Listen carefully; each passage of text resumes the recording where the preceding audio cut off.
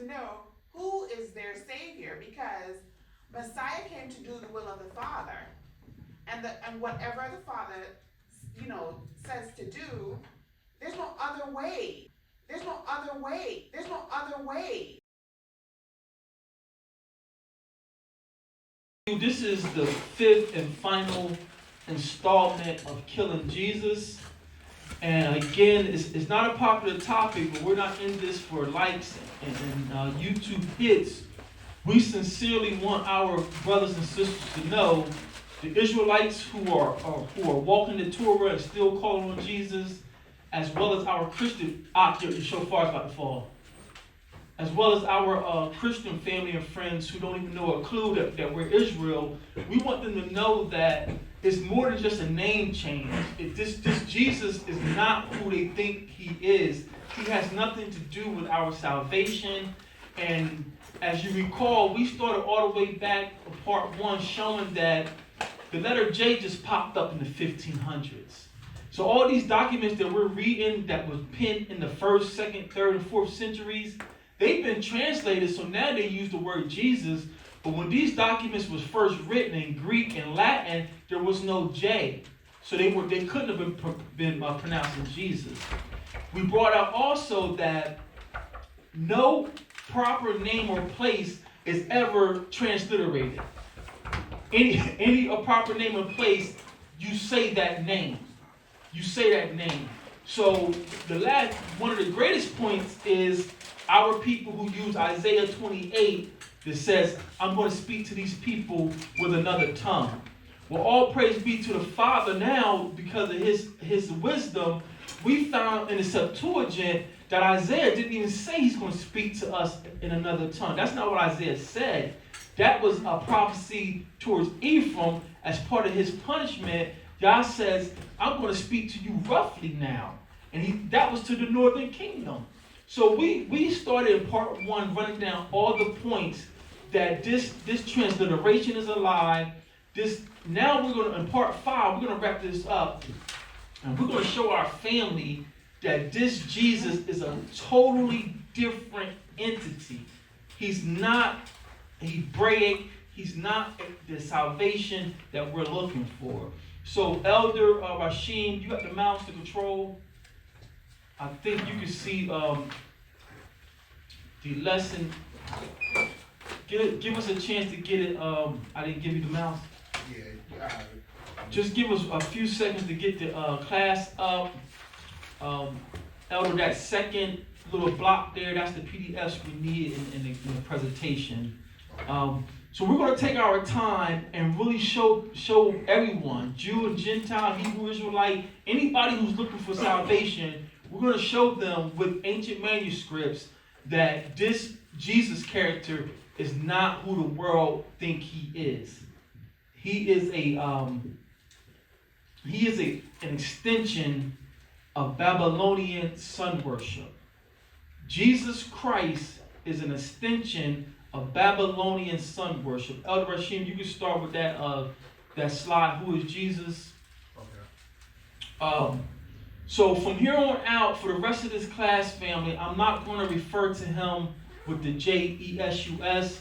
I'm going to refer to him by the name that he actually was penned, and it's Esus. His name is Esus. This deity name is Esus. There was no J. Now some, because of the different languages, as this thing spread, I think the Germans put the H on it. One of those nations put the H on it, so they would say Jesus. But Esus is the real name for this deity that Rome has put to the world. So last time we were together, Sister Nicola asked the $1 million question. Well, who is this Jesus? Who is this Messiah? So we're going to run down today who this Messiah is. So we're going to pick it back up. There was a few things, that class got so deep, there was a few things in Eusebius we didn't get to go over. I emailed this document to everyone in the group. It's a PDF, and please, you got to read this man's writing. So let's go back to Eusebius church history, Elder. And the first thing we want to bring out is on page 51. I may have already have it up. Eusebius Church History, and this is page 51. Was it PDF of it up? Yeah, there's 3 tabs there. Church History is the second one, I think. Okay. Right there. So, Elder, there's going to be a lot of reading, so me and you're going to have to go back to back, because I don't want you getting burnt down, plus you're going through that bronchitis. So, can everyone see the screen? You know what, Elder, I forgot to share. Let me share the screen with the Zoom. Okay. You see right there, that little window, it's already up actually. Okay, thank you. 1 second, Sister Barb. I'll get you squared away.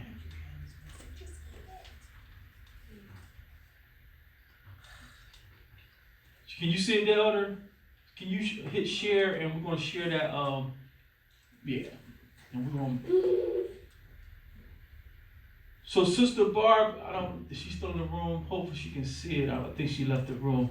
So this is a piece of history that I thought was very valuable for us to read, especially for Markel, to let them know who we are and how ancient we are. So this is a piece of history, and I'm going to read. It says, a very satisfactory summary of the contents of the preparatio is given at the beginning of the 15th book. In the first, second, and third books, the author exposes the absurdities of heathen mythology. The author exposes the absurdities of heathen mythology and attacks the allegorical theology of the Neoplatonists. In the 4th and 5th books, he discusses the heathen oracles.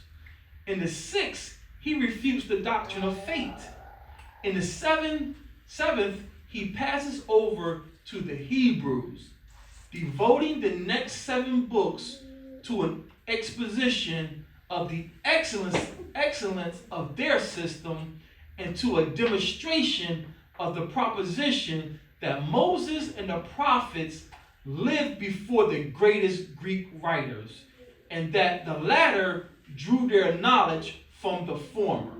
Eusebius has a book, and it's still out there, I'm trying to get it, where he's saying these heathens in their mythology, the Greek and Roman, is absurd. And Moses and the Hebrews are way more ancient than any of these cats, and these Romans and Greeks stole all their stories from the Hebrews. Hercules is Samson. Everything they got in their mythology, Thor and all this mess, they was reading our scrolls, and not Eusebius Caesarea.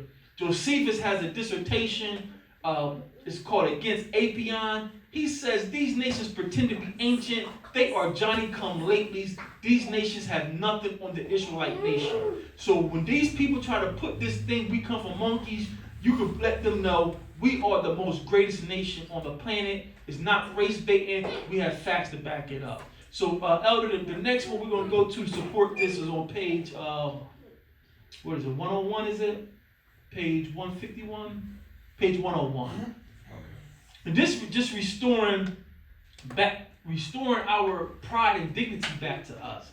Because we've been run down and beat down so long, but it's recorded that all the nations borrowed from us. All the nations borrowed from us. If it wasn't for us, this world would be way worse off. Way worse off. You said 101? Page 101. Okay. I think it's a footnote here. Yeah. Can y'all see the footnote? No, Blow it up a little bit.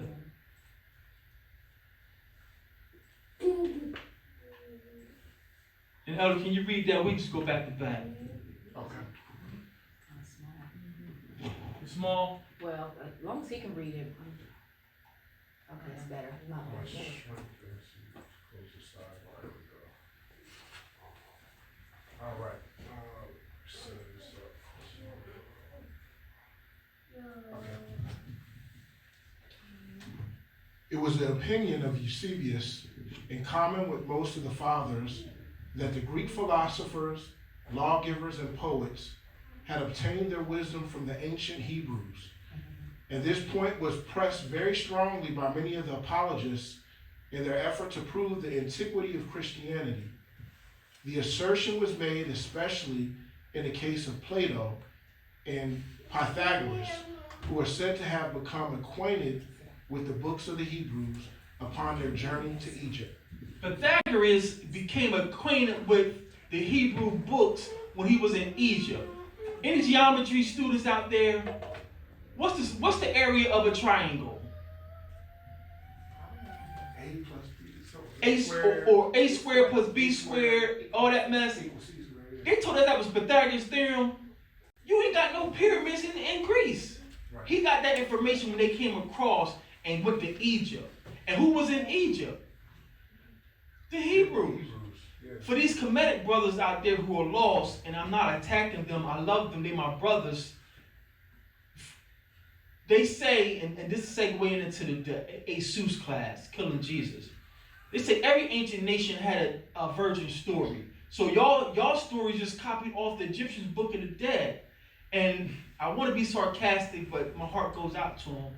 Who became the prince of Egypt? Joseph. A Hebrew. If it wasn't for Joseph, the whole world that then would have been starved to death. Because Joseph, the one that had the vision and told Pharaoh a famine is coming. 7 years of lean and 7 years of plenty. He said, stack up. That's how we got to Egypt. Elder. And the civilization more ancient in Egypt is Sumer.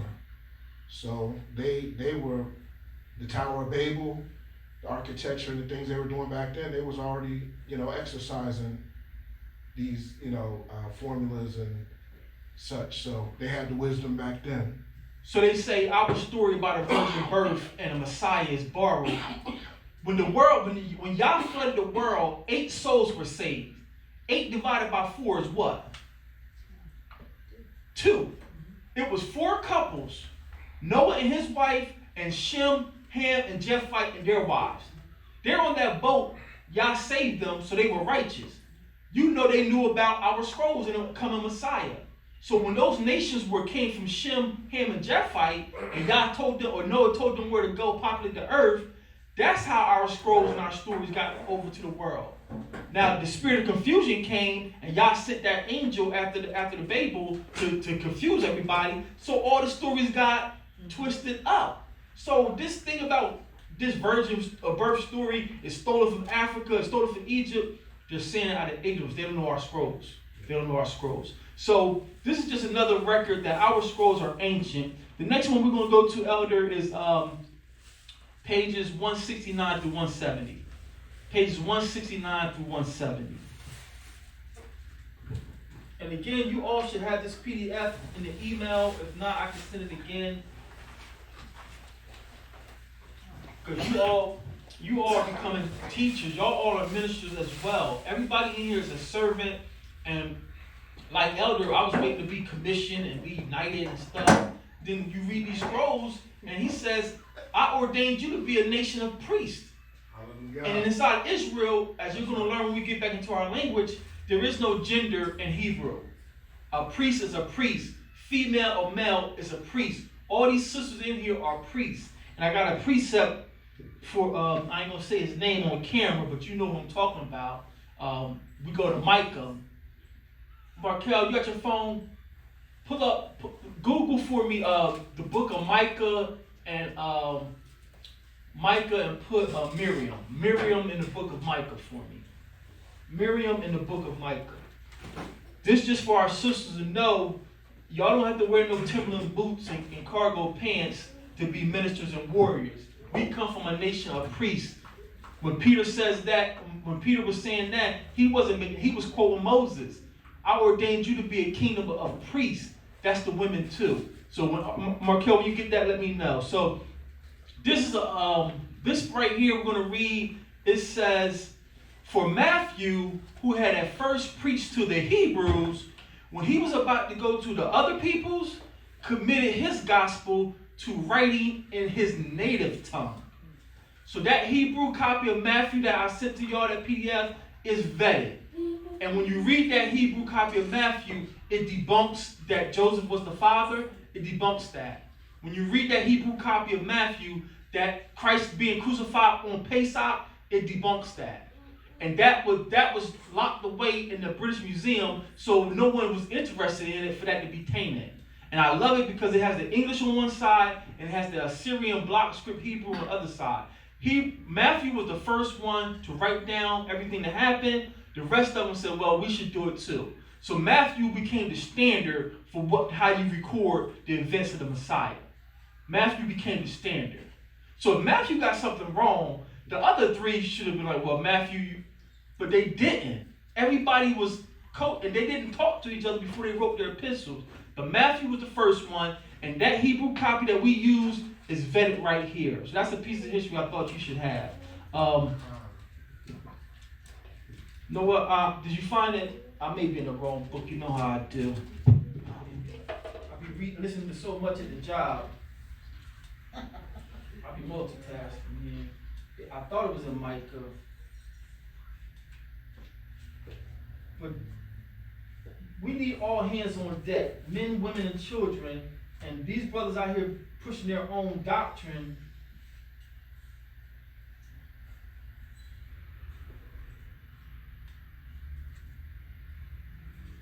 Oh, I found it. I found it. So can you turn your swords to Micah chapter 6? Micah chapter 6. Micah is after Jonah.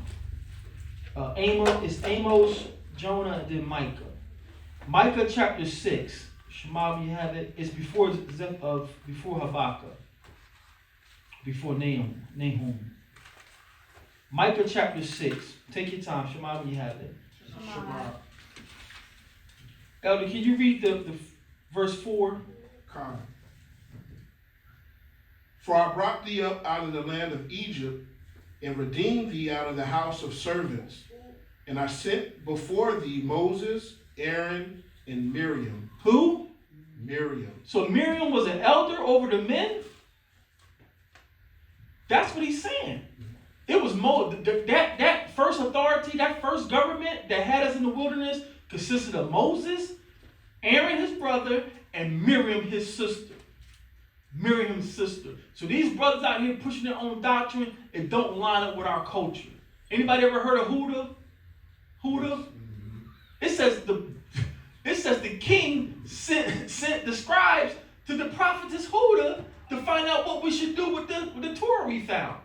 So this king of Judah sent brothers to Huda. Anybody ever heard of Deborah? Yeah, judge. Deborah judged Israel. Men under a tree. Women, y'all can't serve in the temple for different reasons, but that won't make you a subservient Israelite.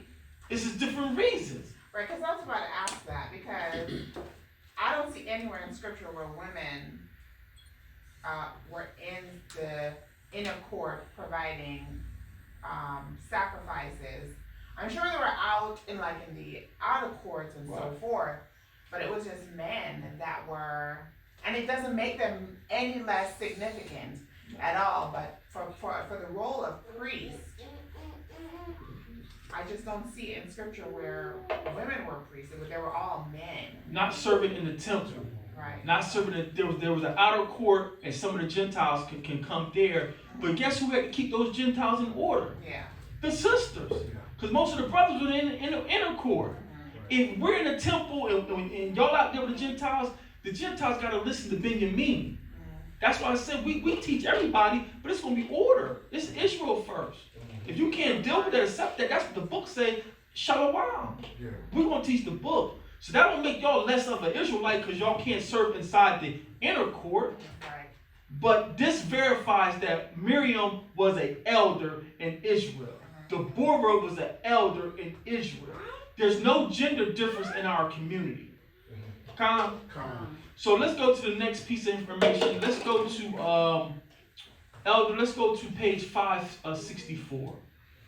We're going to go to church history of Eusebius, and this is something that is going to knock your socks off.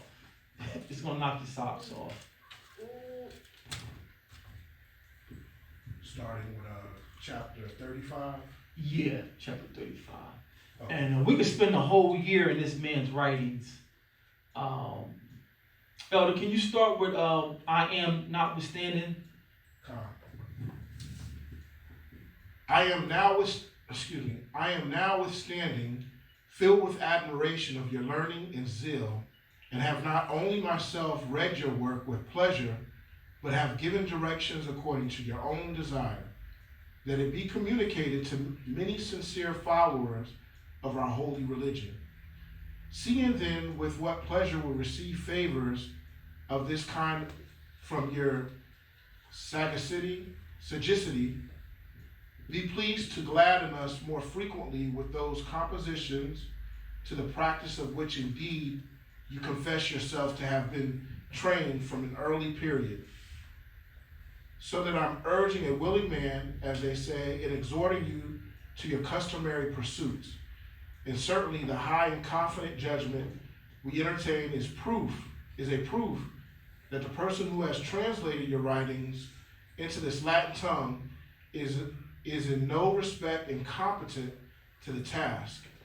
Impossible though it be that such version should fully equal the excellence of thy works, of the works themselves, God preserve you, beloved brethren. Constantine is praising him for his writings, and he said, now we got somebody who translated your writings into Latin. He's good, but not like you. Well, we thank you. Keep reading up. Such was his letter on this subject, and that which related to the providing of copies of the scriptures for reading in the churches was to the following purport.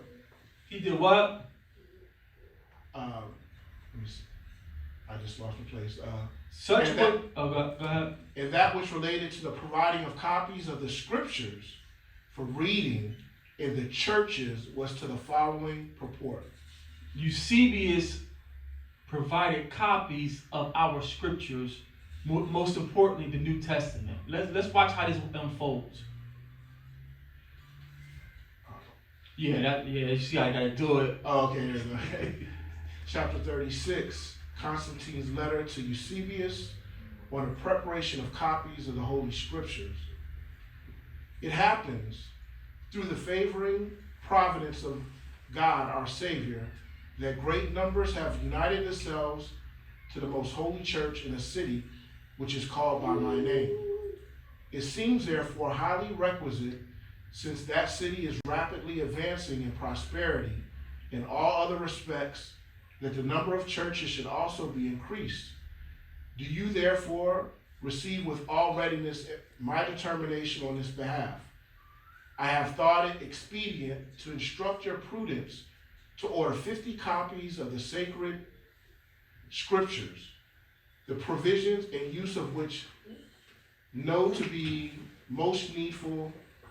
Salakia, let me start that over. The provision and use of which you know to be most needful for the instruction of the church, to be written on prepared parchment in a legible manner and in a convenient, portable form by professionals. First Bibles. Eusebius wrote the first Bibles with money from Constantine. Watch how this unfolds.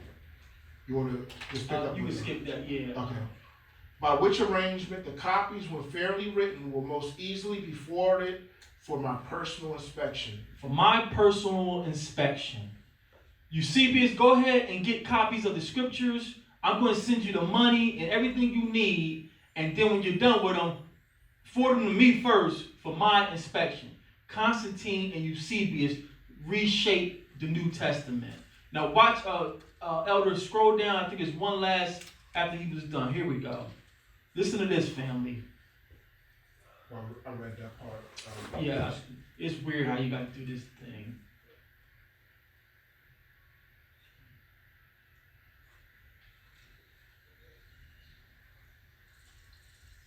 I think you gotta go back up. This is Oh, okay. Yeah, let me make it smaller.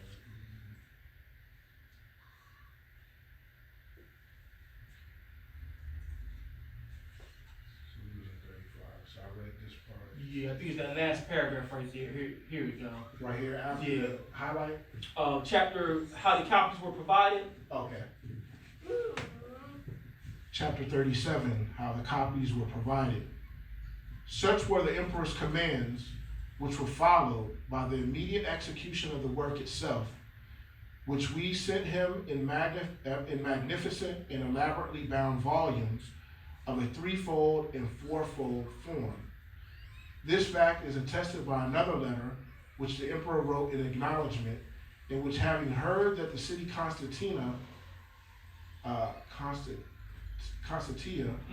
country, the inhabitants of which had been more than commonly devoted to superstition, had been impelled by a sense of religion to abandon their past idolatry, he testified his joy and approval of their conduct. If you keep going, it shows you how they had it bound. The cover was gold, real gold in this cover, and the cross. But the point takeaway is we can't take the New Testament at face value. And we're going to have a class in the future. And just for example, that passage where it says Messiah tells them, I'm sorry for laughing. Messiah says, do as the Pharisees say, but not as they do. Right. They sit in the seat of Moses. They sit in the seat of Moses. Yeah. But everywhere else, Messiah, you're saying that they're vipers. And you're saying they're hypocrites. Right. But now you're telling me to do what hypocrites do? That's shady. And it's multiple in my Bible that got stolen. I had a lot of highlights showing the discrepancies. But Constantine and Eusebius has tainted the letters of the New Testament epistles. We don't throw them away. We just got to shift through them more carefully. But that's just some history people don't know. When people say, oh, the New Testament is fake, it's not that it's fake. You just got to know, you got to vet it against the Old Testament. And it serves our purpose that our King came, he lived as a man, he was crucified, and after he was crucified, he got up again. So for our purposes, we can see that, but I got some other things we'll go over to show you, we can tell where y'all tainted this at. Constantine and Eusebius wrote the first New Testament Bible. Calm. So with that, Elder, let's go back into the class. Killing Jesus Part 5. And we can go to page 282, I believe. Go back to page 282 of church history. Page 282 of church history where we left off at. You know what? For the sake of time, we won't even read that, Elder. Let's go back to page 539. Church history, page 539. So you can go back in this document, and on part 4, Constantine says he has a vision in the sky, and in his vision he sees this what became called a cross, and then this cross appeared in the sunlight, and then he seen the words in Latin, in hoc signa something, in this sign you will conquer. So this is where they say Constantine seen this cross, and in Latin, in this sign you will conquer. That's why people think he started Christianity, but again, we're Bereans. We got to vet everybody. This is coming from heaven, but every time y'all spoke to somebody, like when he spoke to Peter, he spoke to him in Hebrew. But you're saying now you see something in Latin, strike one. Strike one. And all the languages did come from Yah, because Yah divided 70 languages to the people. So he could have spoke to you in Latin, but we got concrete proof that most times when Yah speaks to someone, he's speaking in Hebrew tongue. Right. Elder? Yeah, and I was going to add that, and I can't think of the scripture, he speaks through his prophets. He don't speak through Gentiles. I only speak face to face with Moses. So you're saying this symbol was our God talking to you? Yeah. Now that's strike 2, Elder. One more strike, he's out of here. Yeah.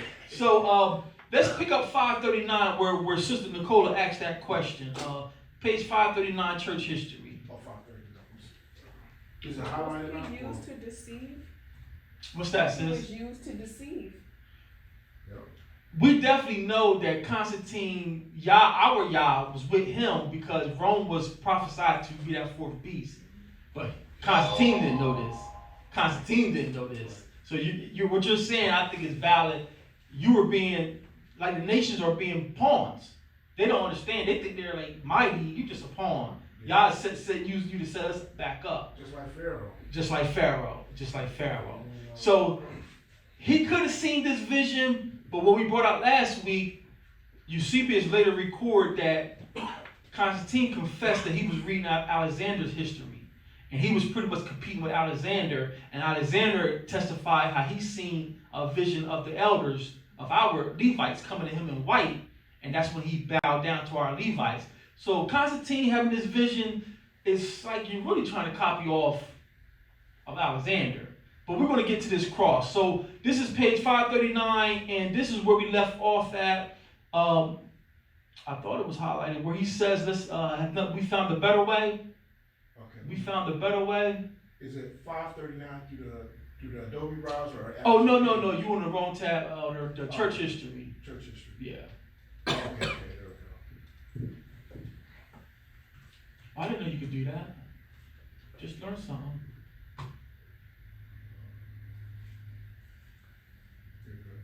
Chapter, what is that? 28? 28. This is chapter 28. This is the life of Constantine. And this is how we know for sure that Constantine had no love for Israelites. He had no love for Hebrews. And he was not a Christian.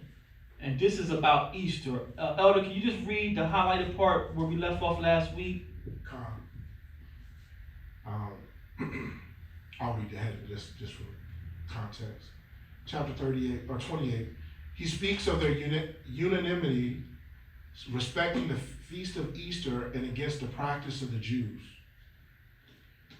For we have it in our power, if we abandon their custom, to prolong the due observance of this ordinance to future ages by a truer order, which we have preserved from the very day of the Passion until the present time.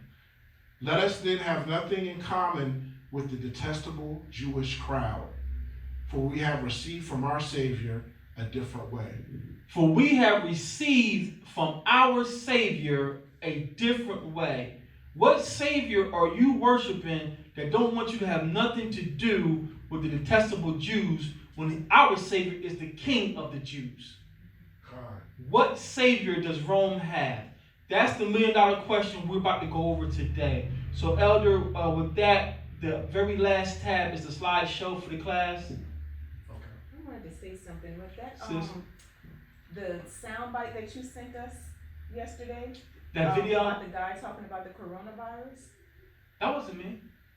That was It me. was in the group chat. I think it was you. I think I put it in there. Oh, was that you, brother? Yeah, well, But he had me when he was talking about the vitamins and all that. oh, that was Sister Barbara. Assistant Barbara, Yeah. of your immune system and all that, until he got to the part when he was talking about his child being in a Christian school, right? Yeah. But then he had the nerve to say, well, I don't want them learning about Hanukkah and all these other. I'm like, he is so. Yeah.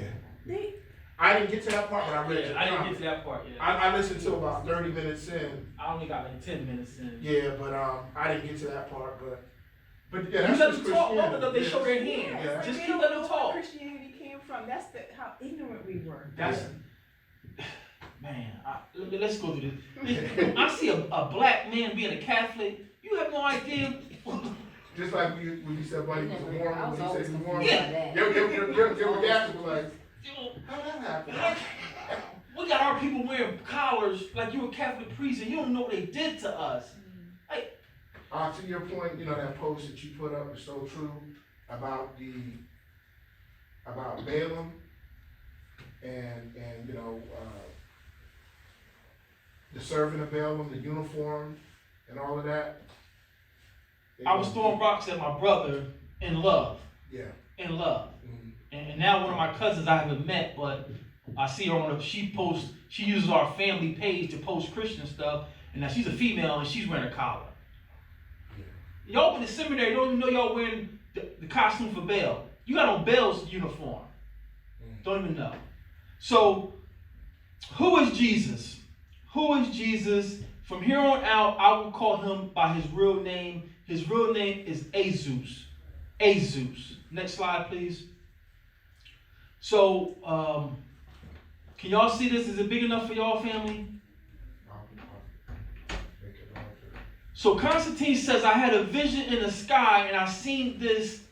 We don't know if he called it a cross because the translations. He said, I seen this vision and it says, in this sign you will conquer. This is a tombstone that has the sign on it. What you see there is known as the Cairo. The Cairo are two Greek letters, or Greek letters, Latin letters. That spear going down the middle is the rho. That X is called the chi. So you got the chi, which is an X, and the rho going down the middle. Can you get the second picture up there? Is it on? And this is what he put on the shield of his soldiers, and he put it on his started putting on his lapel. So you see that thing? It looks like a P. Yeah, It's really the Greek letter rho, or what they would call an R, and the X is the chi. And then you see the alpha and omega. So this became known as the cross of Constantine, but it's not a cross. It's the Cairo. Now this symbol is steeped in pagan worship, and we're going to get to the bottom of it. But this is what he said. The sun beam, and I seen in the sun making the sun rays made this cross, and it was the Cairo. And the Cairo is the first two letters for Christ. They would symbolize Christ with the Cairo. So now our people saying, oh, they're Christians. We're going to get to the bottom of it. Next slide. Elder, let's go to the scrolls, and we're going to go to Ezekiel chapter 8, Ezekiel 8 and 16. Markel, can you get the Revelations for us? Revelation 17 and 5. Ezekiel 8 and 16, Elder Rashim, and Markel, you can get Revelation 17 and 5.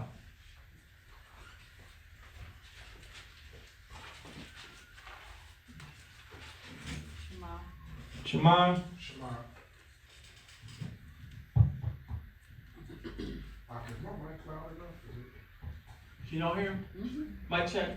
Sometimes when it records, though, it does drop. Yeah, I didn't want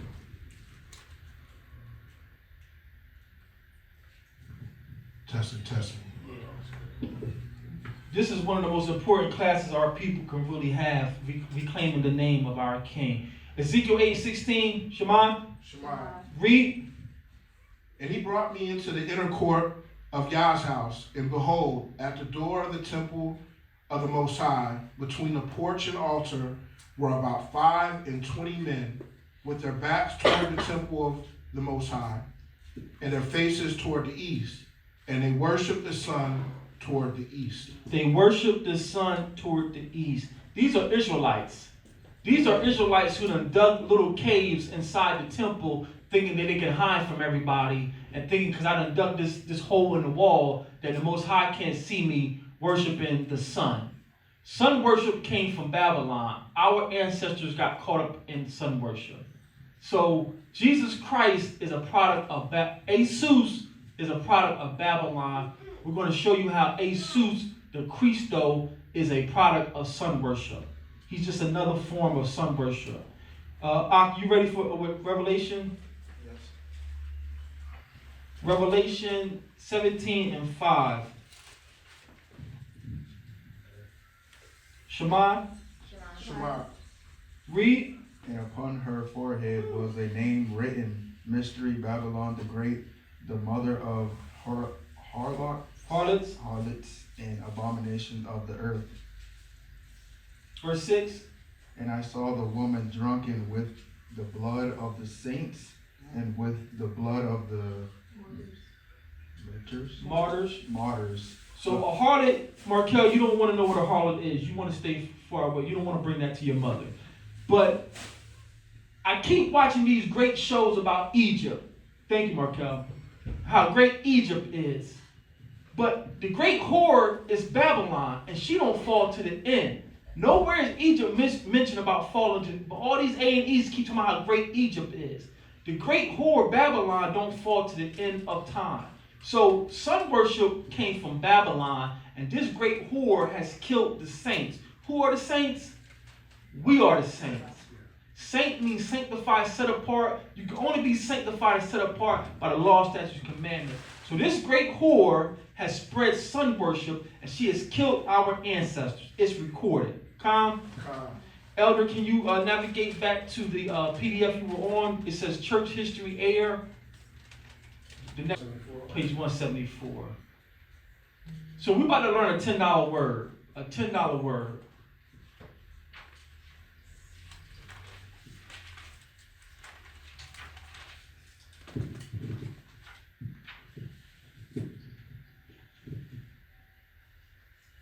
Babylon is the great whore because she has spread a bunch of false doctrines. She's called mystery because all these mystery religions, the Masonic orders, everything with sun worship started in Babylon, where we were, and Rome is just following Babylon. And this is where Isis Christo come from.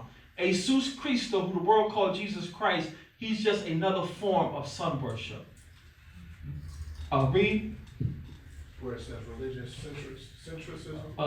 Syncretism. Syncretism. Syncretism, yeah, it's a $10 word. Don't mean nothing. Religious syncretism in the 3rd century. In the 3rd century, religious syncretism took 2 leading forms. The Mithraic worship, which spread rapidly throughout the empire, and the fashionable interest in novel religions fostered by the imperial court. Mithraism was especially prevalent in the army, and at army posts have been found numerous remains of sanctuaries, inscriptions, etc. It was by far the purest of the religions that invaded the Roman Empire and drew its leading ideas from Persian sources. The fashionable court interest in novel religions seems not to have amounted to much as a positive religious force, which Mithraism certainly was, though on account of its Christianity, was protected and even patronized by the ladies of the imperial household.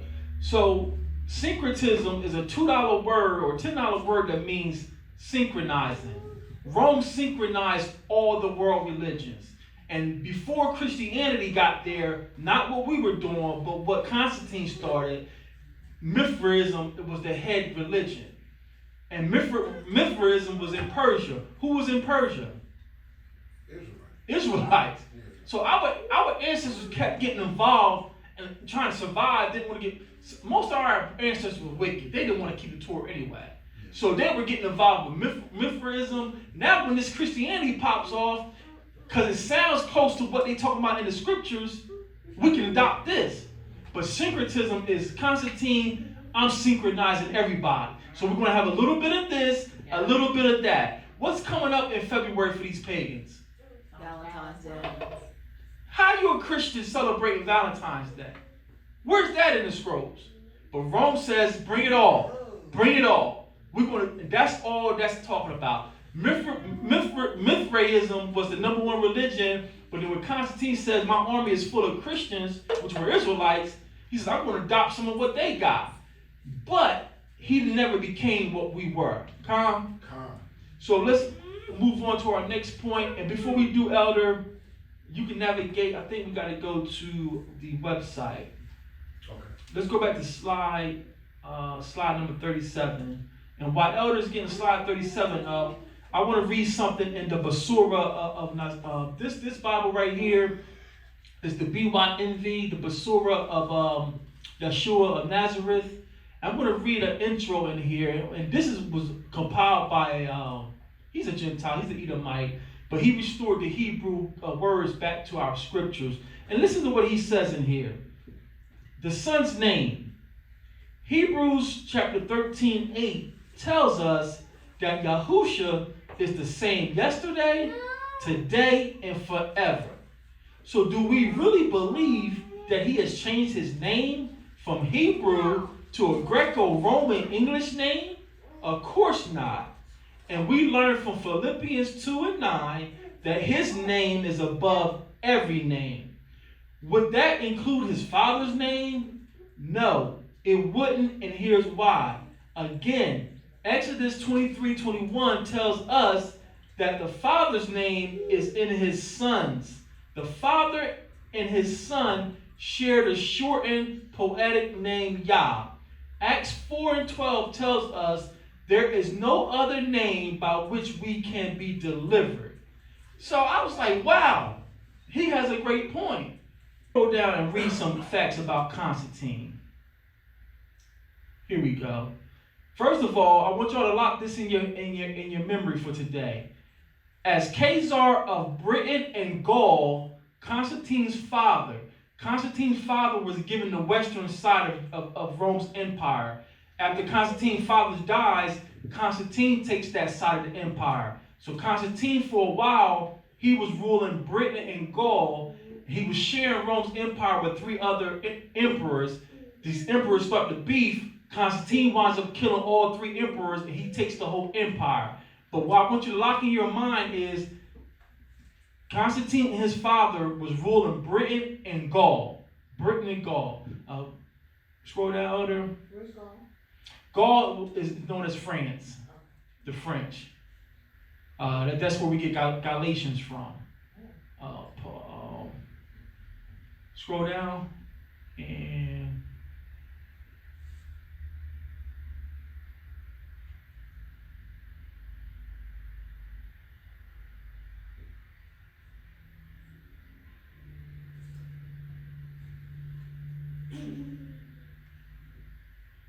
okay, slide over so you see the image.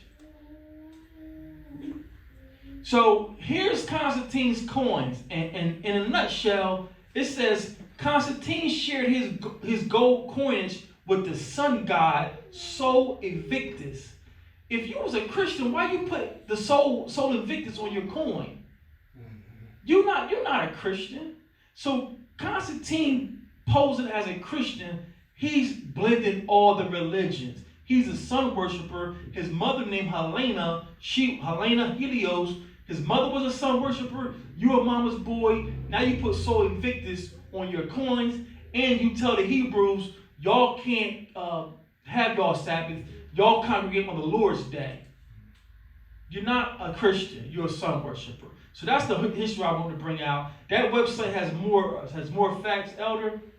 Yeah, and I just want to add, this is reminiscent of the country we live in. You know, the Constitution they write, in God we trust, and all this other stuff. And it's been proven that these men don't even serve the Most High. Now we know God is Gad. Our elder was named after a Canaanite deity. Yeah. Gad, when we say God, he's a Canaanite deity of fortune. So when they said in God we trust, they wasn't lying. Yeah. We trusted the God of fortune, right, not on Allahayim. They play these word games, blending religions, syncretism. And I want to say, the America's forefathers, they were studied men, and they studied how to create nations and to build nations, and I'm pretty sure they took this out of Constantine's book. Absolutely. You know what I mean? Oh, this is Rome. This is Rome, yeah. If y'all ain't been watching the impeachment, every time they go into the good, you see them Roman columns, you see those statues. This is Rome.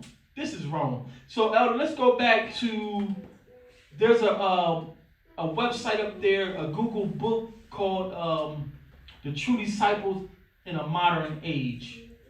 True Disciples in a Modern Age. So it must be the first one. That one. Okay. So Eusebius was kind of like Constantine's little, how I say this. Eusebius really made Constantine look like he was a dude. Yeah. He didn't report objectively. So let's read, Elder, can you, I think we need to scroll up to page 48. Let's start at page 48. Nah, it's weird. I try. You got to scroll. Okay. It won't you go to the page number.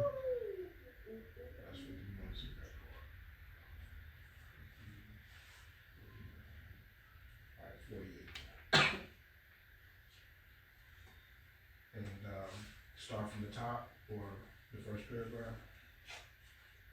Yeah, it was only in my later years. Okay. He's doing some research in the Hebrew language. Read. And who's this again? I'm sorry. This is an author.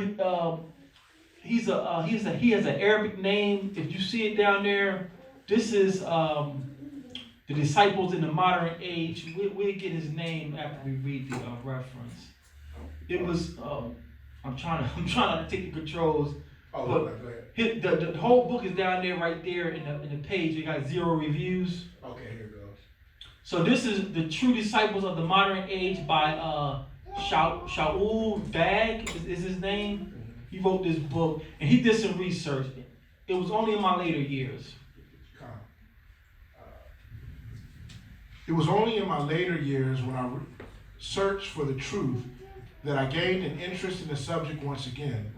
It all started when I learned the Hebrew language through a year's worth of classroom instruction a few years ago. Couple this with the numerous conversations I have had with the Orthodox Jews in my area, and I came to understand something that I never thought I would understand, and definitely never thought I would accept as truth. The name Jesus used to be Isis, Latin. Prior to that, it was Isis in Greek. The letter J didn't exist until the 17th century, and the I in Isis was changed to the new J. I found that rather odd. I thought to myself, if the Messiah's name is the only name in which we can be saved, why did they change it from Isis to Jesus?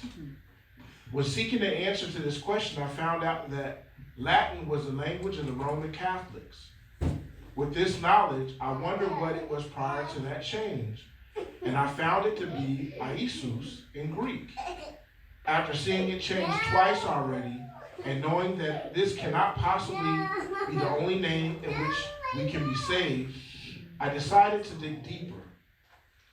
I wanted to find the root of this name, so I could call on the proper name. After all, the original scripture had his name in them, and it was the real name. I came across more history with further digging. In the 4th century CE, the Romans worshiped all kinds of deities: Zeus, Apollo, Mithra, Isis, etc. Knowing the history of Constantine, I started translating the Roman gods' names into Hebrew to see if I could find a match. For Yeshua, the Messiah's Hebrew name, I'm sorry, I messed that up. Salakia, we'll do that again. I started translating the Roman gods' names into Hebrew to see if I could find a match for Yeshua, the Messiah's Hebrew name. In order to do this, I had to find the proper pronunciations of Isis and Isis so I could be accurate. I found through some study that both were pronounced Isis. Isus. Phonetics matter. If I tell you, if you going back to Jersey, I said, listen, if you go through Bridgeton, you get jammed up, let them know you know me. And you go up there talking about, Groff sent me. You say, who? You know he's dark. You don't know him. You just using his name. So phonetics matter. Isus has no relation to Yeshua. Read. It gets deeper, y'all. Isis. I started searching other words with the pronunciation of Isis and found out the pronunciation of Isis is also Isis. Anybody know who Isis is? Yep. The Egyptian sun god. Isis Christ is sun worship disguised.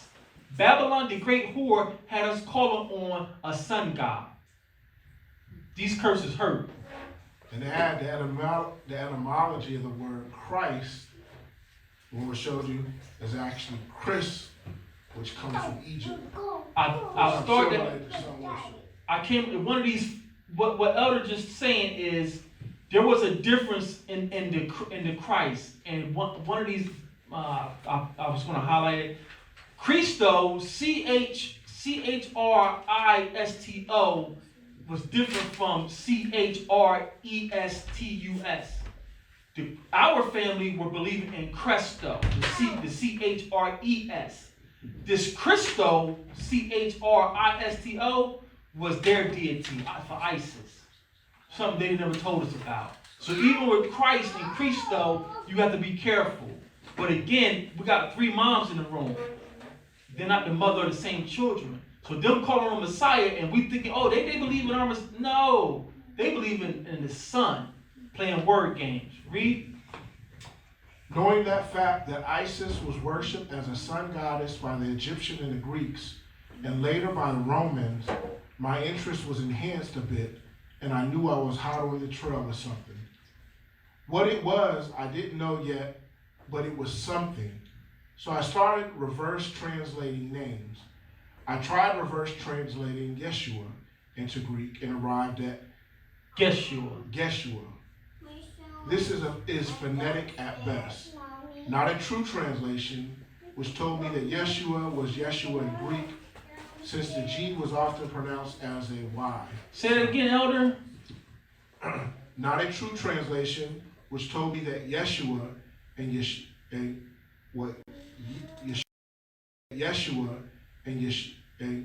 was Yeshua in Greek, since G was often pronounced with a Y sound. Gina's going to be Gina in Spanish. Gina's going to be Gina in Russian. You don't change proper names and keep reading out. I'm going to close my mouth. But the fact is, it never came close to Isis. I tried translating Isis into Hebrew, but got nowhere close to Yeshua, but only a phonetic translation of Isis. So I tried translating the Latin Isis into Hebrew and arrived at Yeshu, which couldn't be farther from the real name of the Messiah, Yeshua. Yeshu is a derogatory name for the Messiah, which was coined by the Orthodox Jews as early as the 2nd century CE. The rabbis who killed Yeshua, and it's in the Talmud. Our ancestors who were the wicked Israelites, the rabbinical priests who killed Yeshua, they dubbed him Yeshu, Yeshuhu, or Yashuhu, as a derogatory mark about our king. Read. In fact, Yeshu is an expression used for a deceased enemy of the Jewish people. We ain't got to read the Hebrew. Just let you, and that's why I said read the Talmud, because that history is in the Talmud. They played with his name, disrespected him. That's why we don't call him Yeshu or like Netanyahu and all that. No, that's disrespectful. His name is Yeshua, Yahusha. Make sure you pronounce Yah as salvation. Okay. It says its letters correspond to the abbreviation for the Hebrew expression, meaning may his name and memory be blotted out. Wow. That's what the rabbis started calling him. The term is explained as such in the medieval Tolda Yeshu narratives. This word is not related to the real name of the Messiah, which is Yeshua. The name Yeshua means salvation. As a matter of fact, all through the Hebrew scriptures, where salvation is mentioned, the name of the Messiah, Yeshua, is right there for all to see. But as for Jesus, it is a derogatory title for the Messiah, meaning may his name and memory be blotted out. That's what we've been. You see how they play word games? They play word games and got us disrespecting our king. So for the sake of time, let's drop down, and I just want you to read the point he makes about, when you see the name Vladimir. Okay. Oh, you got to read that paragraph. Okay. Constantine's intention. Okay. Constantine's intention at Nicaea was to create an entirely new god for his empire who would unite all religious factions under the one deity. Syncretism. Presbyters were asked to debate and decide who their new god would be. That is just insane. Delegates argued among themselves, expressing personal motives for inclusion of particular writings that promoted the finer traits of their own special deity. Throughout the meeting, howling factions were immersed in heated debates. Didn't we read that in Eusebius last week? And the names of 53 gods were tabled for discussion. As yet, no god had been selected by the council, and so they balloted in order to determine that matter. For 1 year and 5 months, the balloting lasted. At the end of that time, Constantine returned to the gathering to discover that the presbyters had not agreed on a new deity, but had balloted down to a short list of 5 prospects: Caesar or Khazar, Krishna, Mithra, Horus, and Zeus. Now this version of Eusebius church history I cannot find. I've got one copy in Greek that I can't read, but one translation saying as they keep translating Eusebius' writings, they're taking things out and they're removing things. I got a copy of the Catholic Encyclopedia. It says that things were left out. They have taken things out of the canons of Nicaea. They're taking things out, hiding information. So this right here that we just read, I tried to find it, I can't find it. They're locking information away. But Constantine had to get them, says, I'm going to decide your God for y'all. To involve British factions, he ruled that the name of the great Druid god, Jesus, or Esus, Jesus, be joined with the Eastern Savior god, Krishna. Krishna is Sanskrit for Christ. And thus, Jesus, Krishna, would be the official name of the new Roman god. Jesus, Krishna. Stuff we never know. There's an Indian store around the corner named Krishna. I started going and talk to him. What's the name of this? This is The true disciples. Go ahead, Elder. Oh, my apologies. No, you might have to take The true disciples of the modern age. Elder, can you go down and read about Vladimir's name? Yeah. The author is Sha'ul. It's spelled S-H-A-U. And it has an apostrophe L, I think, if I can see it correctly. No, it's S-H-A apostrophe U-L. And the last name is Dag, which is D-A-G. Did you bring something from the pot then? They just created it. Yeah, D-A-G. Yeah, exactly, and voted on. Yeah.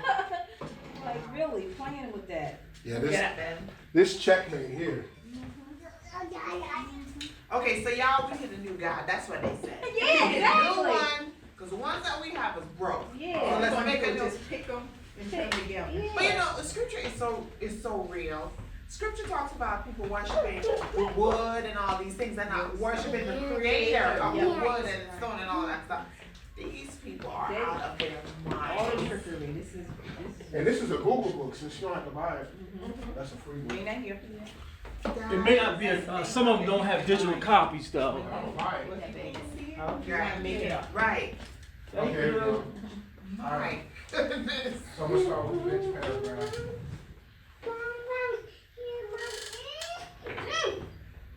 I'm reading. For the sake of time, you drop down where it says talk about Vladimir. Here we go. I know a man from Russia. I know a man from Russia whose name is Vladimir. Even in the English-speaking country, his name is still Vladimir. It never changed. If he went to Germany, his name would be Vladimir. Didn't the YouTube link pull that out? Trump, Donald Trump. Yeah. Trump. This whole transgenerational thing is a farce. What say, sis? I said, even in Jamaican culture, it's still be Vladimir. Still Vladimir. The same goes for wherever he would go in the world. His name is his name. Yes. The same is true for Yeshua. His name is his name. It is the only name in which we can find salvation. Hallelujah. Hallelujah. Oh, okay. We don't change names when we change countries. This is yet another dirty and underhanded trick of deception that has been uncovered. I'm sorry, that's all we need. Okay. But our salvation depends on us calling on Yeshua Yeah. and keeping the law. So if I can whip y'all and tell y'all I'm going to kill you if you keep the Sabbath, and I got you calling on Cristo or Jesus, I got you forever. That's right. I got your son. I got him called. You see this? That's what it is. So Elder, let's go back to the PDF. The presentation, Okay. and we want slide number 40. Slide number 40. You might fall. Ben, Slide 40. Ben, come here. come here, Ben. Here, do I have the 2 R's? Yeah, you might have to. I think that's the only one I thought that there was someone else. No, it's just the title and that right there. Okay. So what you just read, Elder, what we call name games. They're playing name games, and they've been playing name games with us. So Elder, if you click control and click on that link, that's a hyperlink right there. We're going to show you the Christ and Krishna connection. The Christ and they didn't do this at the house. Oh, probably on my phone. I know I already have one up. So we're going to show you the Christ and Krishna connection. And Elder, we're just going to read. I don't want all these images to get people. Jesus Christ and Lord Krishna. Both are believed to be sons of God since they were divinely conceived. The birth of both Isis of Nazareth and Krishna of Dwarka and their God-designed mission were foretold. Both were born in unusual places. Christ in a lowly manger, which is not true, and Krishna in a prison cell. Both were divinely saved from death pronouncements. Evil forces pursued both Christ and Krishna in vain. Christ is often depicted as a shepherd, Krishna as a cowherd. Both appeared at a critical time when their respective countries were in a torpid state. So you can see how this syncretism, all these religions are related. So people who don't know no better is like, yeah, I'm calling on Christ, the Savior of Israel. Like, no, you're calling on a different deity. That's what this whole link is about, showing how Christ and Krishna are closely related. So that's all we need from that one. Can you go back to the slide presentation so we can get slide number 41? So us being Bereans, we got to do investigative reports, and we see breadcrumbs all over. So Elder Rashim, that's a hyperlink also. I might have already had it up, but.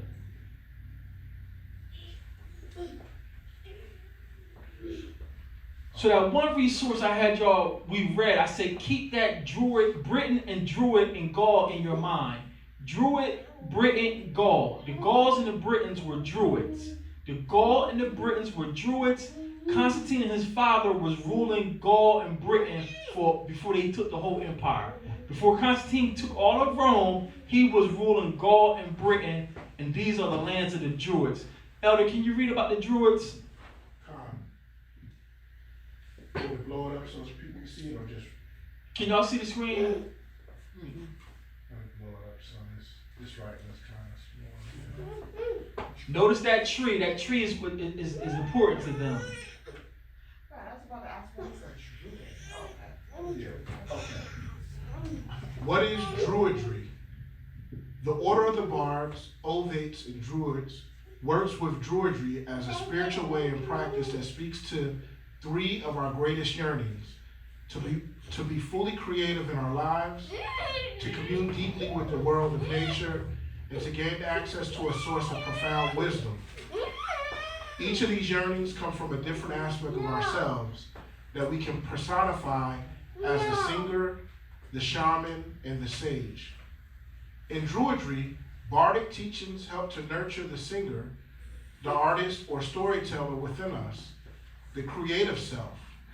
Ovate teachings help to foster the shaman, the lover of nature, the healer within us, while the druid teachings help to develop our inner wisdom, the sage who dwells within each of us.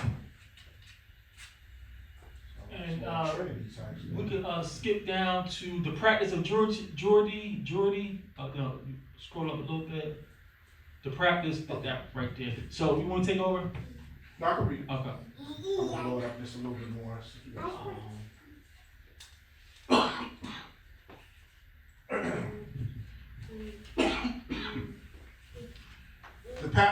the practice of Druidry was replaced with Christianity by the 7th century.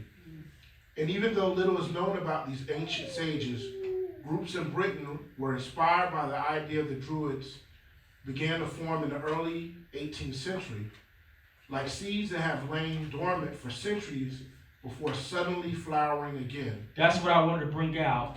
Constantine and his father was in charge of Britain and Gaul, where Druidry was, and that's where Constantine got initiated into the ways of Druidry. And their customs, you're going to find out, are very similar or borrowed from Babylon.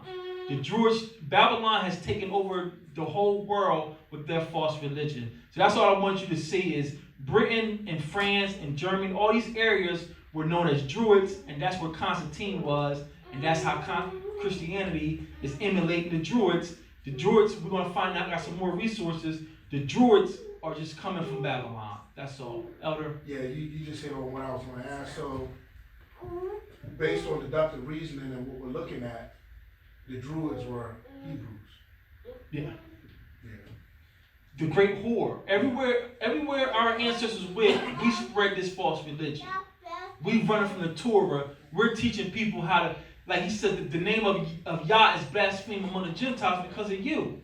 You're supposed to be Yasha'Allah, and you're practicing Druidism and all kinds of stuff. So the name of Yah is blasphemed among the Gentiles because of us, our ancestors. Halloween came from Samhain. How you say it? Samhain, yeah. Is it on there? I didn't see it. Oh, she's just making. Just making a point. Yeah.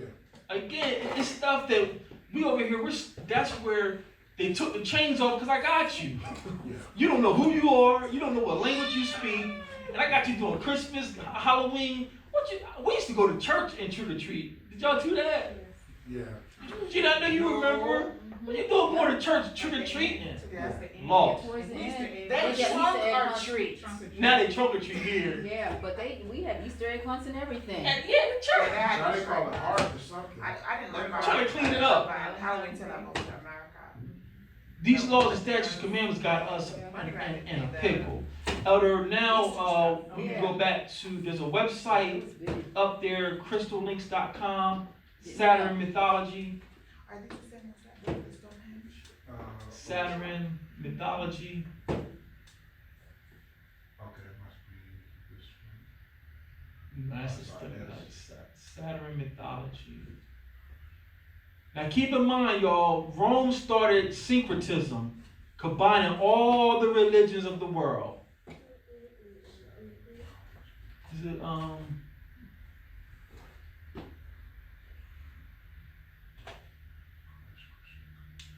Alright, you can just type it in then. I thought I had it up here. We try to see true disciples. And we got skipped it. So yeah, just have You know what? You can close them as we go, so we get them out the way. okay. You can leave that one up, and hit a new tab and just type in that crystal links there. Just keep in mind, Constantine ruled Britain and Gaul, the lands of the Druids, and Rome, where Constantine started syncretism, where everything goes. We're gonna keep everybody. Everybody's gonna be happy. You can have your little Halloween, you can have your Valentine's Day, and we can have sun worship. That's what Constantine was doing.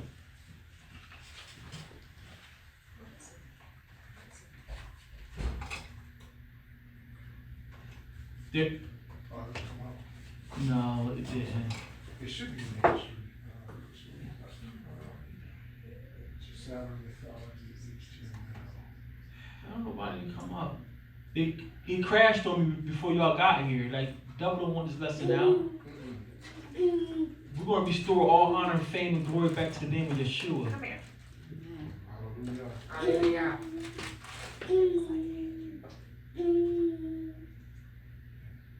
Now you see the mouse? You see the mouse, Mom? And I wish That's the mouse. Right there. Oh, I think there's someone having a That's the question. mouse. Don't scare us now. Don't say that, my wife. Wife will run out of here. You want to see Carl Lewis or Jackie Turner.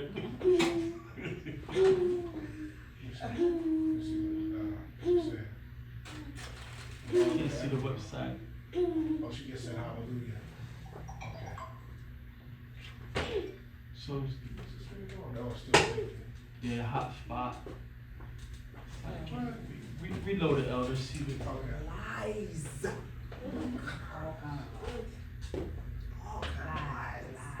Rome is that great whore of Babylon, or the daughter of Babylon.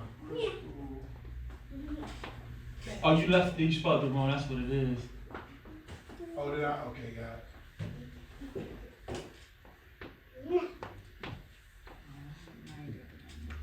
Between me and you, we got to get the sisters to type.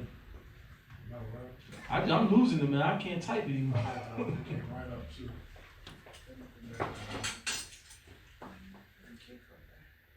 There you go. So this is a site, and it's explaining how Saturn is Kronos. Saturn is the sixth planet from the sun, and the second largest planet in the solar system after Jupiter. Saturn is named after the Roman god Saturn, equated to the Greek Kronos. The Greek Kronos. So Saturn and Kronos are the same deities. That Cairo that Constantine seen, that's for Kronos.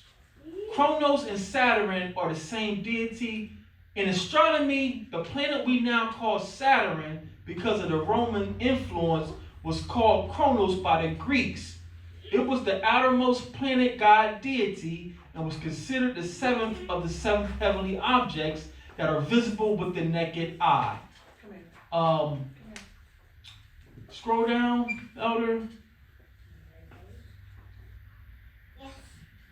But in Hindu, In Hindu astrology, there are 9 astrological objects known as Navagairas. Saturn is one of them and is known as Shiny. Judges everyone based on good and bad deeds performed in their life. In the 5th century Common Era, the Indian astronomical text Surya Siddhanta estimated the diameter. All we need from this family is Saturn and Kronos are the same deities in different languages. Elder, can you scroll down a little bit? Look at this. In ancient, scroll up a little bit. In ancient Roman mythology, the god Saturnus, from which the planet takes its name, was the god of agriculture and harvest sector. The Romans considered Saturnus the equivalent of the Greek god Kronos. Again, that Cairo is for Kronos. The Chi and the row going down is CHR, Kronos. It's for Kronos. It's not for our Christ. The Greeks had made the outermost planet sacred to Kronos, and the Romans followed suit. So just like Eusebius said, these Greeks have mythology, the Romans are copying off the Greeks. They have no ancient history, everything is made up. And Saturn is another god, and Saturn and Kronos is the same god. Word games. Scroll up, I think that's all we need from there. okay. Scroll down. Huh? Scroll down, and you can see the images. What's this, a snake going around? That's a serpent. The 3 heads, we get the Trinity, that's all pagan. This is a Trinity. There's no Trinity in Hebrew. There's no Trinity in Israel. Kronos was imagined as a god, serpentine in form with 3 heads, those of a man, a bull, and a lion. All this stuff is paganism, and Rome just got it all going together. Let me see what else we need from here. Kronos was confused with, or perhaps consciously identified due to a similarity in his name, the Titan Kronos, already in antiquity. All we need to know is when Constantine says he's seen that cross, he's seen the Chi and the row, and that was for Kronos. It was not for our Christ at all. He's playing word games. So the next one we can go to, there's another site, Elder, down there, www.theo.com, Titan Kronos. I thought I had all these sites up. Yeah, I thought I saw this one.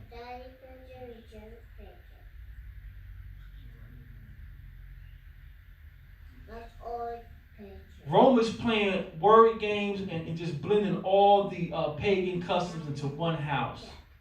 And then it goes there.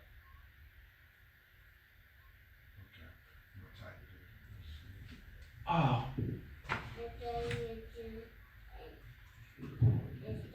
it's going fast enough. If y'all, please, by all means, don't wait, y'all. This is a long lesson.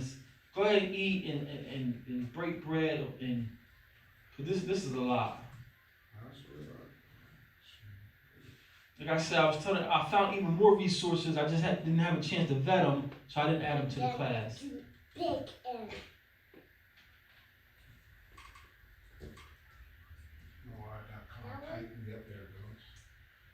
So, Elder, can you take over this one? This is gonna blow your mind. Yeah. Okay. Can everybody sit down? Shall I blow it up?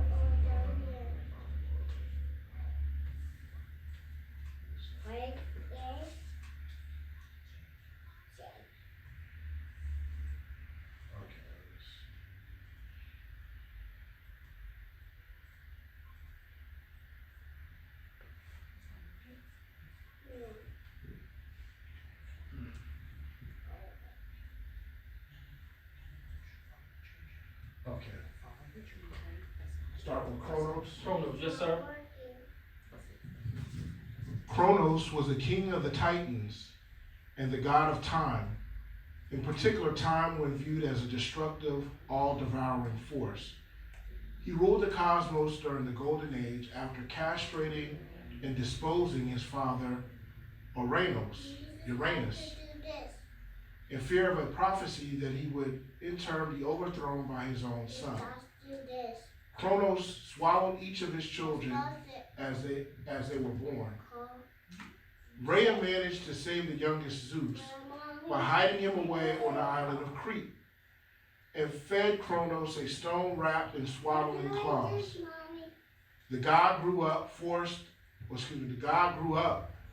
Kronos to disgorge his swallowed offspring, and led the Olympian in a 10-year war against the Titans, driving them in defeat into the pit of Tartaros.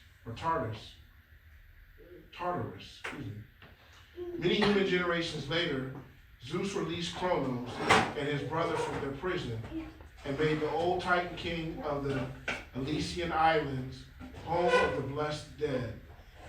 Kronos was essentially the same as Kronos, the primordial god of time in the Orphic Theogonies.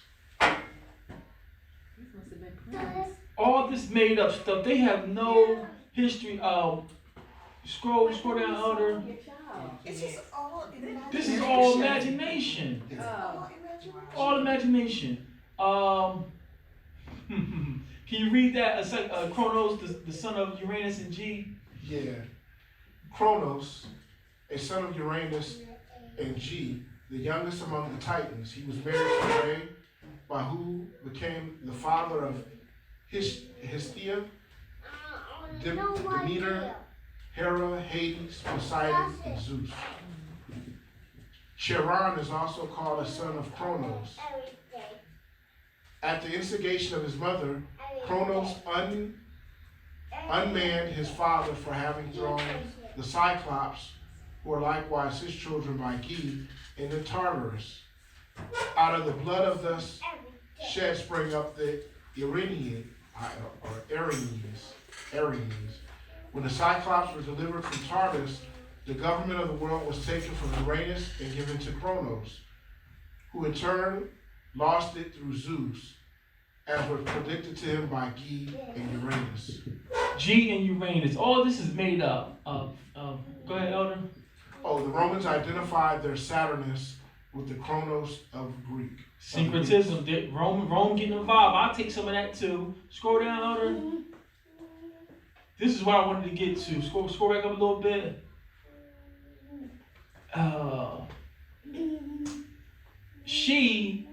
Gia is Earth. Gaia, or that's Gaia or Gia is Earth. Can you this is there. Put it down. Oh, wait. Right there, you see this pseudo Apollodorus Bibliotheca 1.1. Uranus, or the sky, father other sons on G, Earth. So G is Earth, right? G means Earth. Yeah. G means Earth, right? Elder, can you go back to the slideshow? G means Earth. Keep that in your mind. G means Earth. Go down right there. Can you pull that one up? Yeah, maximize that one. Geostorm, geopolitics. I got geostorms twice. Geography. All means earth, right? So Jesus means what? G is obvious. That prefix G is earth, right? Elder, go back to the Google page and let's look at the suffix SUS. It should be one up there. No, it's a different tab. I think it's a different tab I got. I got you. So the prefix G is related to the earth. There's one of them.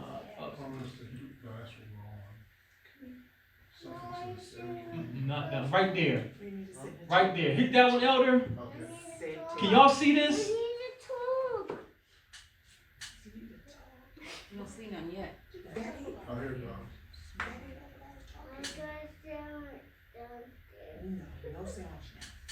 Sister Barbara, I hope you can see this.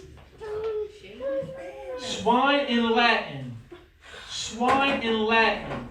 Translation and definition. Swine. English to Latin. Swine. Porcus. Malus.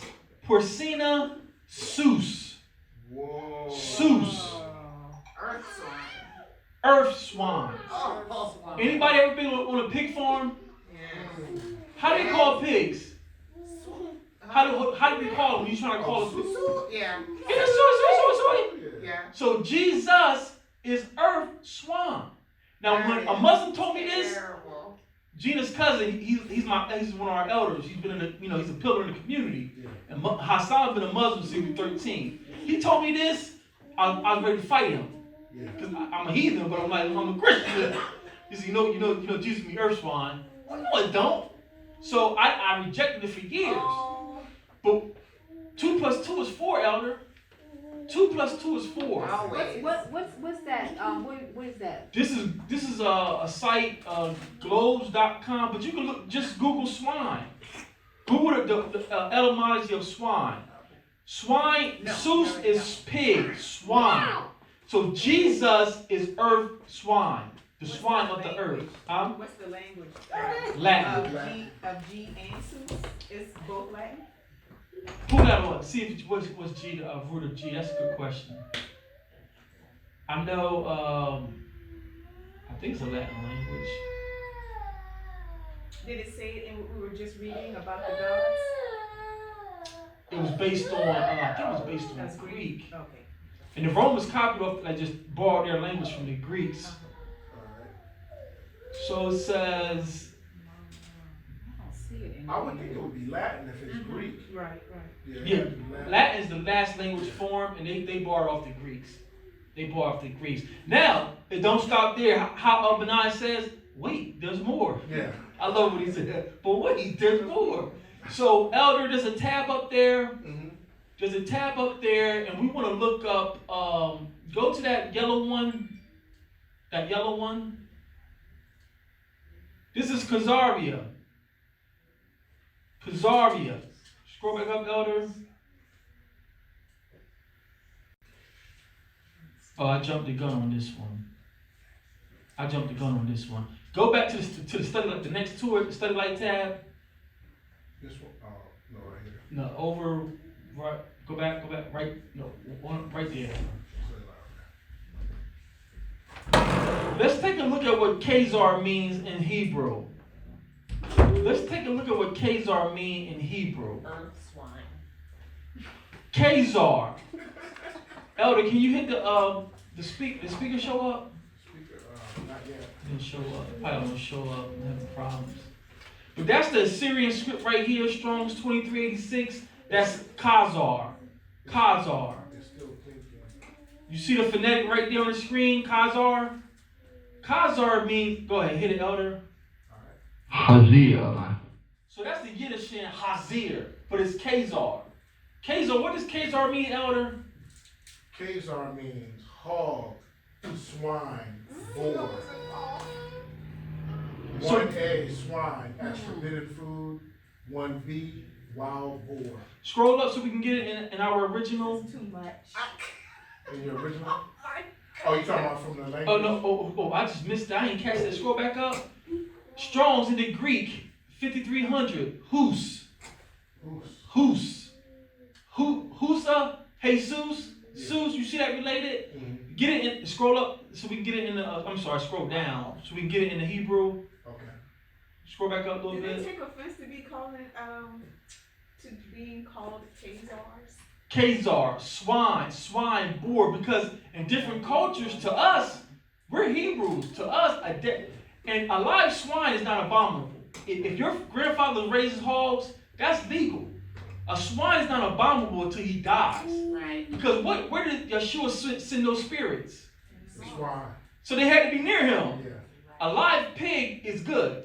He keeps your farm clean. But as soon as that pig dies or gets sick, you got to get him away from you. Yeah. So if you check your swine, he's sick, you can sell him to a Gentile. That's what the Torah says. Right. But soon that pig dies, you got to get him off your farm. Yeah. So a live pig is not abominable. So in other cultures, the Khazarian Empire, they may honor the swine.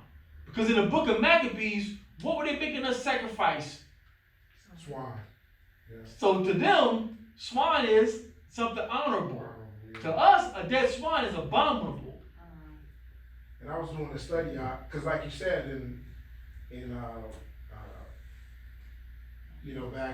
back in the day, when you had the temple and you had the Levitical, priesthood. So when you brought your tithes, if you was a farmer, some farmers raised pigs. Yeah. So anything that you had to present to the priest as a tithe offering. You would bring your best swine. Yeah, you bring your best swine. But of course, they wouldn't sacrifice that on the altar. It would be redeemed. So there would be a redeemable value for it, for that swine. So they would say, well, we can't sacrifice this on the altar of the Most High. So a swine would be, 5 shekels of silver and so much of gold. They would take it, that monetary exchange. And I forgot, don't they kill it? Don't they have someone kill it, or they just keep it? Even if the priest wanted to keep that swine in the courtyard, because remember, the Most High is the master planner. A swine is part of the ecosystem. Like the shrimp, y'all forgive me, all the years I thought I was high class, get you to going out and eat that shrimp. But shrimp cleans the ocean, so pigs clean the earth. So if a priest wanted to keep the swine out in the field to keep the ground clean, because I got crops, he could do that. But what you're saying is absolutely true. More than likely, the high priest is going to send one of his lower priests to go sell him for money. Yeah. But again, if you're a pig farmer and you want to tithe your swine, that's what the Torah is. You bring that swine to the priest and say, "This is my tithe." We're going to get into the Torah after this class. That's dead on. Dead on. But Khazar is swine. Jesus is earth swine. Jesus is earth swine. You see how they've been playing us out? What was that site again for the S-U-S? Because I can't, I'm not seeing it. Everyone I pull up, it's not giving me that. It wasn't this one, was it? No, it's still up there, I think.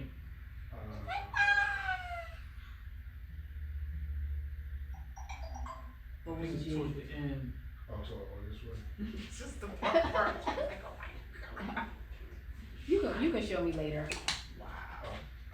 You sure, sir? Yeah, he can show me later. Okay.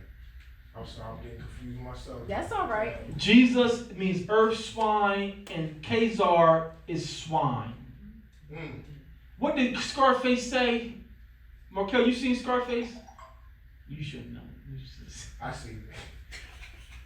What did Scarface say about a pig that won't fly straight? Oh, I forgot. A hassa. A hassa. He's a hassa, a pig that won't fly straight. But he was saying he's a Khazar. He's a Khazar, a pig that won't fly straight. So even in Scarface, Al Pacino was saying Khazar. He was talking about dirty cops. Okay. And dirty cops called a pig. He said, he's a Khazar, a pig that won't fly straight. We were just young, we didn't even catch that. It was right in front of our face the whole time. Who runs Hollywood? So they put it in our face. They know who they are. They know who we are. A pig that won't fly straight. A Khazar. Right in front of our face, family. All right, let's pick up some speed. Let's go back to We did that one. We just killed that one. You got the Caesarian.com up. The name, yep, that one's up. The yellow icon. So this is some history we brought out before, and we found this out in the Silk Road. The Silk Road. It says, below are most of the known names of Khazars from different periods in their history. Some names have more than one known spelling. The list does not include the names of Islamicized Khazars with Muslim names like Muhammad, who served in Arab countries. These Khazars have blended with everybody. Who are the Khazars? They even blended with who? Esau. Esau has blended with everybody. It says, like Emperor Leo IV, he was known as the Khazar. So a Roman emperor married one of the daughters of the Khazars. That's how we know Rome. Y'all are Edom and y'all Khazars. So we hate y'all double. You know, Rome is Khazars and Rome is Edom. Because Leo IV was a Khazar, and he married into the Roman to the Khazarian Empire. So these Khazarians and Edomites have married everybody. So we know